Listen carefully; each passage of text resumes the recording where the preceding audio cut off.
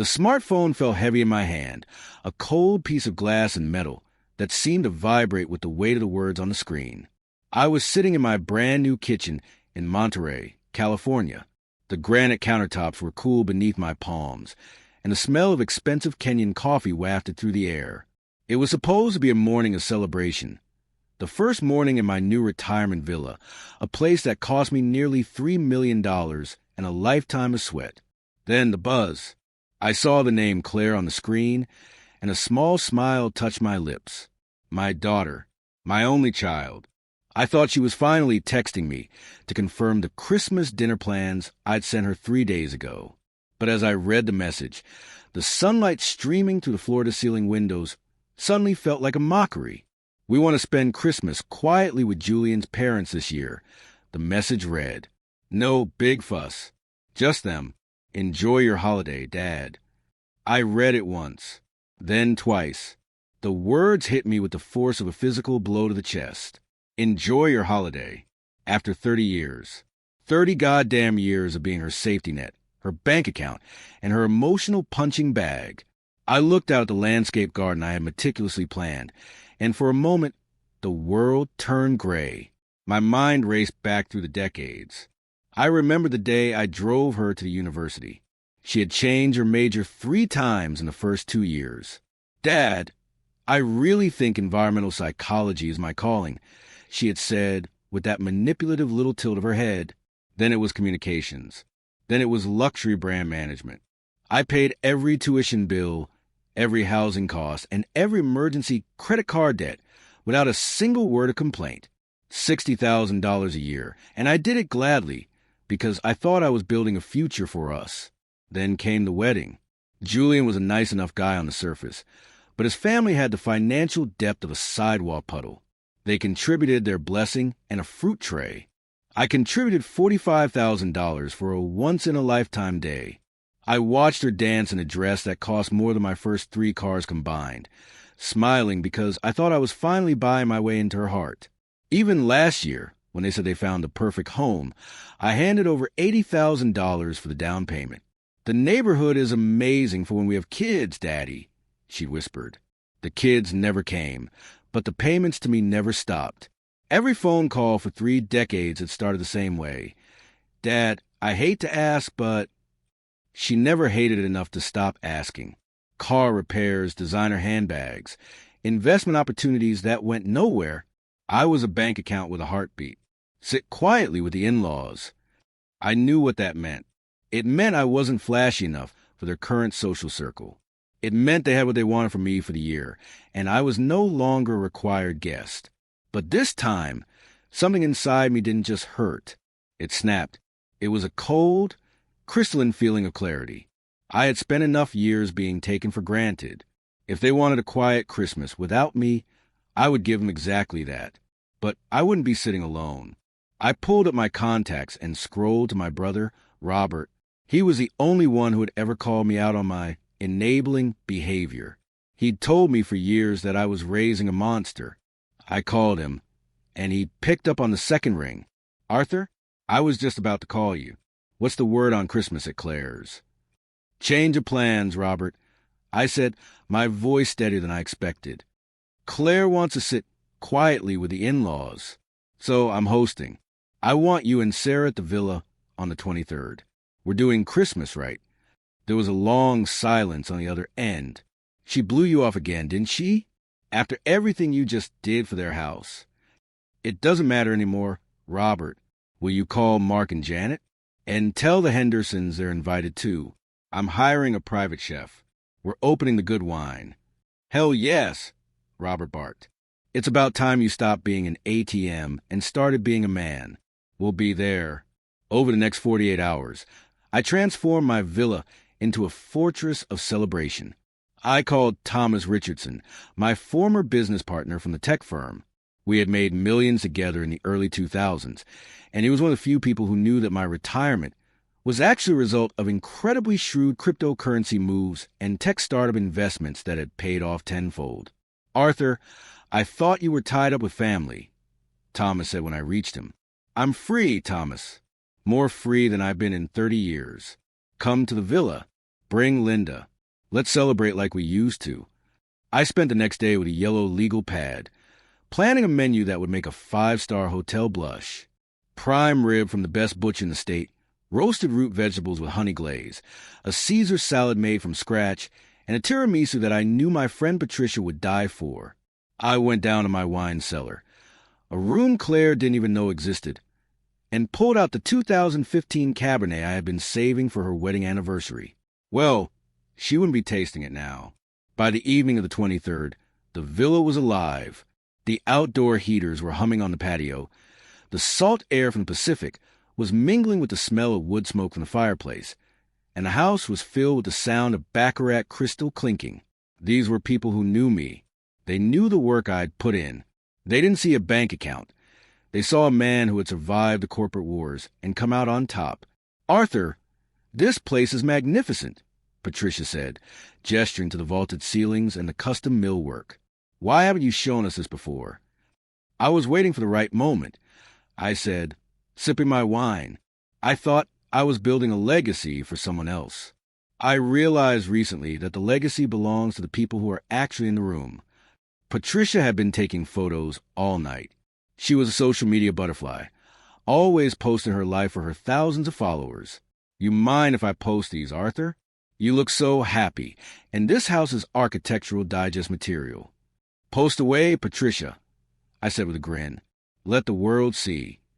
I was in the middle of a hilarious story about a failed merger in 1998 when my phone began to vibrate in my pocket. I stepped into the foyer, the cool marble floor echoing my steps. It was Claire. I waited until the fourth vibration before I answered. "Hello, Claire. What the hell is this, Dad?" Her voice was shrill, vibrating with a familiar brand of indignant anger. "You'll have to be more specific. I'm in the middle of dinner." "Patricia Webb just posted 20 photos of a party at some mansion. She tagged you. Is it your house? Why are Robert and Sarah there? You told me you were going to be alone." "Actually, Claire, I never said that. You told me you wanted a quiet Christmas with the in-laws. I simply took you at your word and made other arrangements. As for the house, yes, this is my new villa. It's where I'll be spending my retirement." "Retirement? Dad, that house looks like it costs millions. How can you afford that? You never told me you had that kind of money. You've been complaining about the economy for 3 years. "I complained about the economy, Claire, because I wanted you to stop asking for $10,000 every time you felt like taking a trip to Tulum. I didn't realize that my financial status was a prerequisite for your presence at Christmas." The silence on the other end was heavy. I could hear her breathing, fast and shallow. "You lied to me. You let me think you were struggling so you could keep all this for yourself. And now you're throwing it in my face with a party?" "I'm not throwing anything in your face. I'm living my life. You made your choice, Claire. You chose a quiet Christmas. I hope the fruit tray is delicious." I hung up before she could respond. I felt a surge of adrenaline, a warmth that had nothing to do with the wine. But I knew her. I knew this wasn't the end. An hour later, as we were finishing the prime rib, a sound cut through the soft jazz and laughter. It was the sound of tires screaming on gravel, followed by the heavy thud of car doors. The pounding on the front door was violent. It wasn't a guest's knock. It was a demand. I signaled for my guest to stay seated and walked to the door. When I opened it, the cold night air rushed in, and there stood Claire and Julian. Claire's face was red, her eyes darting around the foyer, taking in the crystal chandelier and the modern art on the walls. "How dare you?" she screamed, pushing past me. "How dare you exclude your own daughter from this?" Julian followed her, looking deeply uncomfortable but saying nothing. He was a man who had spent his entire marriage letting Claire do the screaming for both of them. "Claire, you are trespassing," I said, my voice low and dangerous. She ignored me, marching into the dining room. My guests went silent. Robert stood up, his face darkening. "Claire, that's enough. You made your bed." "Shut up, Uncle Robert. This is between me and my father." "Dad, where did this money come from? Is this what you've been doing while I'm struggling to pay a mortgage? Hiding millions in Monterey?" "Hiding?" I walked into the room and stood at the head of the table. "I didn't hide anything. I worked. I invested. I built this. And I would have shared it with you, Claire. I would have welcomed you here. But you made it very clear that I am only valuable to you when I am writing a check. When the checkbook is closed, you don't even have the decency to spend a holiday with me. That's not true. We were just busy. You weren't busy. You were bored of me until you saw the villa. Claire looked around the room, her eyes landing on Patricia's phone on the table. You all think this is funny? My father is having a midlife crisis and wasting my inheritance on these people. The word inheritance hung in the air like a foul odor. Inheritance? I laughed. It was a cold, sharp sound. Claire, you've already spent your inheritance. The tuition, the wedding, the house down payment, the emergency loans. You've had your share. This belongs to me. Claire's face contorted. She pulled out her phone. Fine. If you won't listen to reason, maybe the police will. I'm calling them. I'm telling them you're being coerced. That these people are taking advantage of an elderly man. The room gasped. My friends, respectable people, looked at her in horror. Julian finally spoke up. Claire, maybe we should just go. This is a bad look. Shut up, Julian. She was already talking to the operator.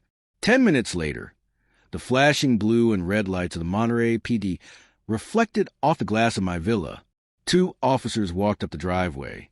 Sergeant Martinez, a man I'd met briefly at a neighborhood watch meeting, looked at the scene with professional weariness.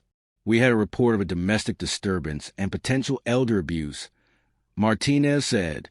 Claire stepped forward, her voice high and theatrical. Yes, officer. My father, Arthur, isn't himself. These people have moved in. They're throwing these lavish parties with his money, and he's excluded his own family. I'm worried he's being manipulated. Martinez looked at me. Sir, you want to tell me what's going on? Officer, I said, handing him my ID and the deed to the house which I kept in my office drawer. I am 63 years old. I am a retired consultant and investor. These people are my brother, his wife, and my business associates of 20 years. My daughter here was upset that she wasn't invited to dinner, an invitation she declined in writing 3 days ago. I pulled up the text on my phone and showed it to Martinez. He read it, then looked at Claire. Ma'am, did you send this? Enjoy your holiday, Dad. We're staying with the in-laws. Claire stammered. I meant for the morning. I thought he'd be alone in his old apartment. Martinez sighed. Ma'am, this is a private residence. Mr. Arthur is clearly in his right mind. There is no evidence of noise violations or abuse. You, however, are currently disturbing the peace and making a false report. I'm going to ask you to leave. Now. Claire stared at him, her mouth agape. The police dismissal was the ultimate humiliation. She looked at me, her eyes filling with tears that I knew were fake. Dad, please. You're really going to let them kick me out? I'm not letting them do anything. Claire, you called them. Now, follow their instructions. And Claire, don't call me tomorrow or the day after. I think I'd like to enjoy my quiet retirement for a while. As the police escorted her and a shamed Julian to their car, the silence returned to the villa. But it was a different kind of silence. It was the silence of a house that had been purged. Robert walked over and put a hand on my shoulder. You okay, Artie? I'm better than okay, Robert. I'm free. We went back to the table. We opened another bottle of wine. We laughed into the early hours of the morning.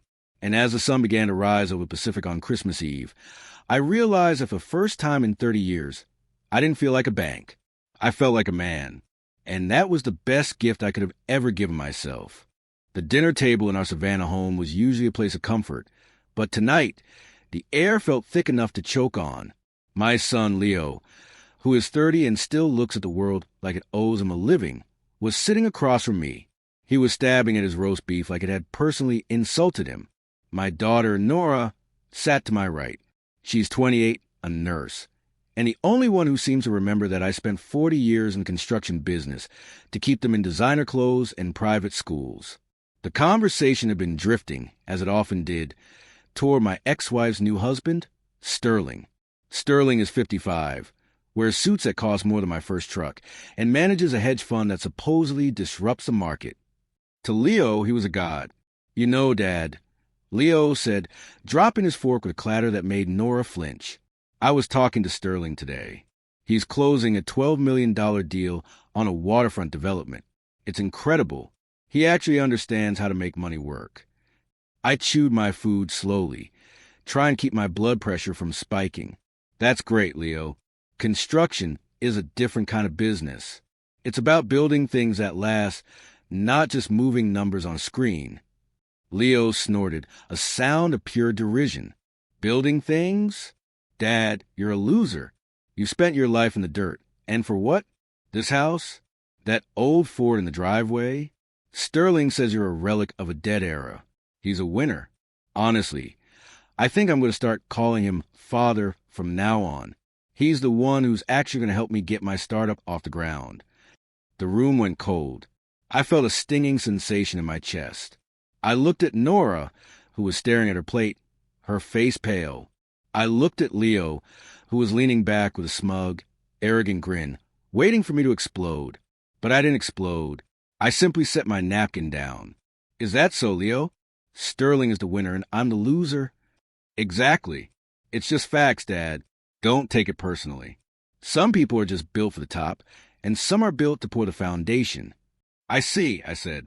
I stood up, walked to the kitchen, and poured myself a glass of water.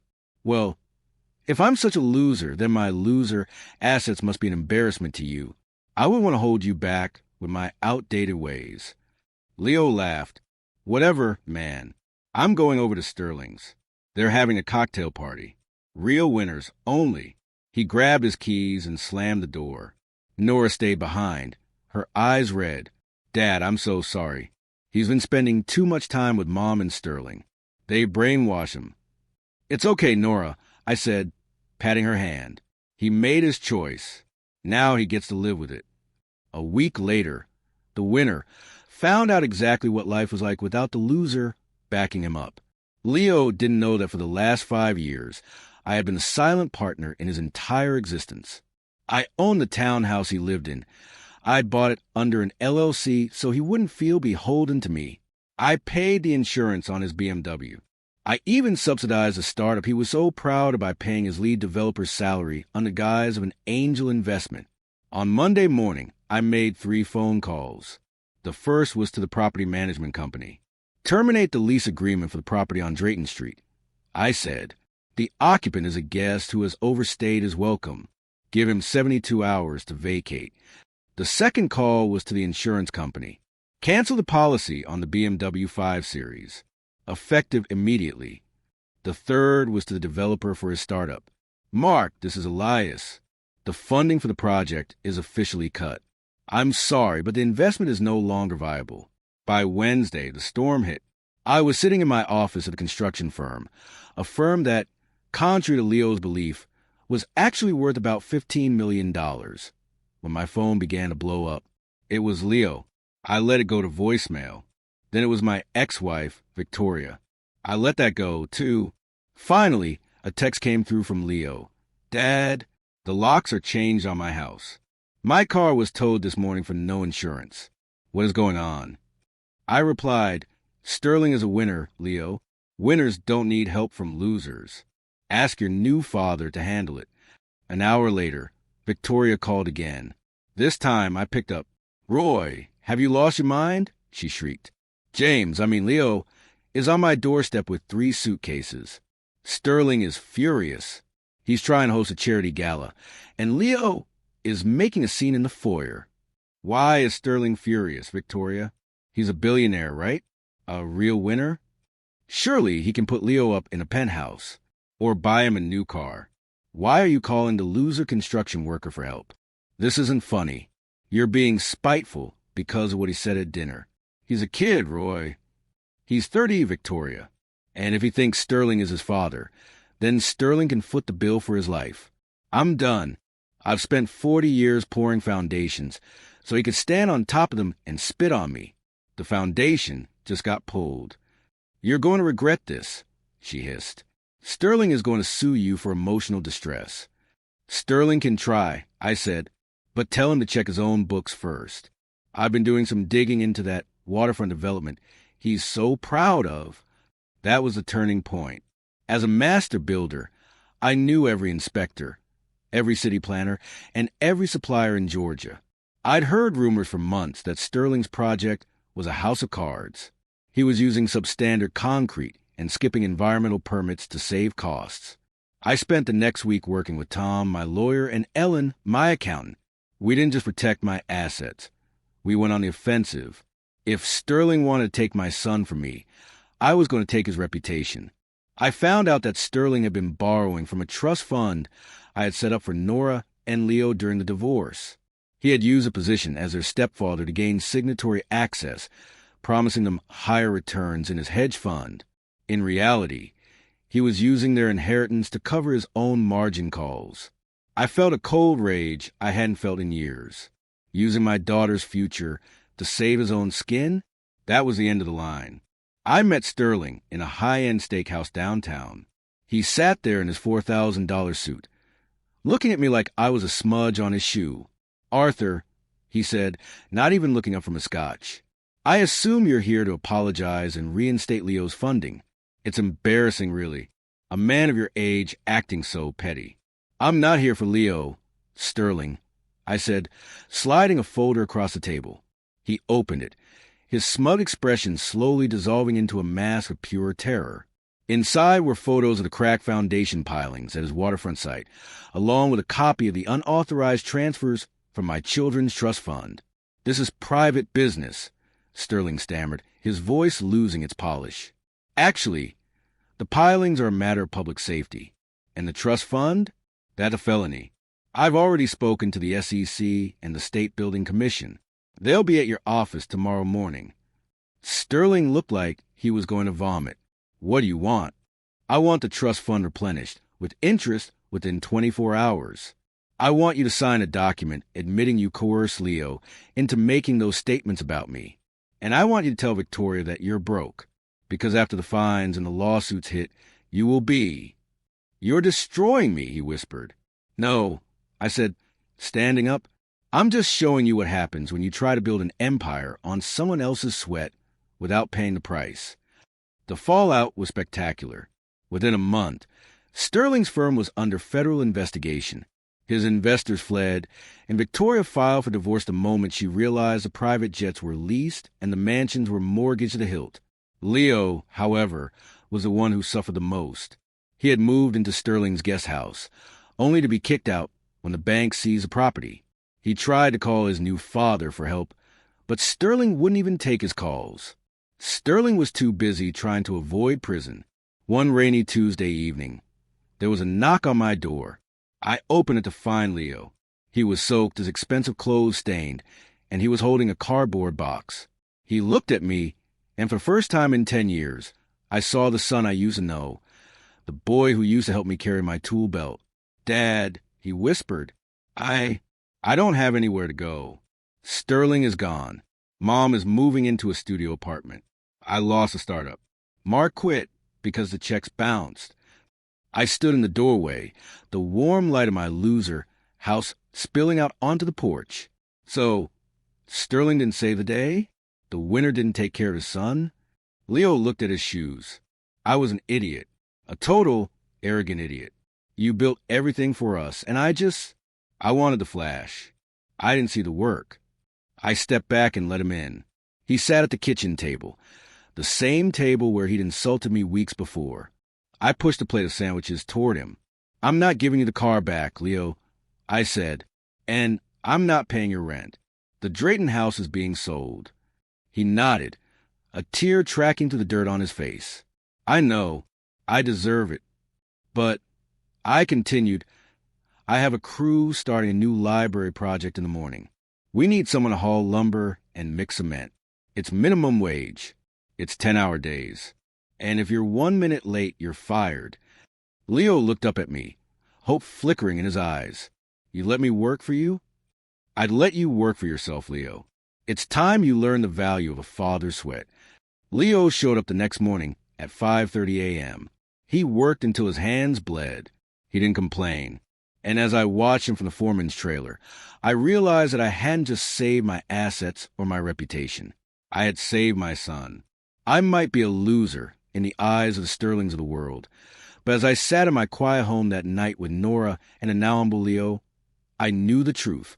I had built a foundation that no storm could ever knock down, and that made me the biggest winner in the room.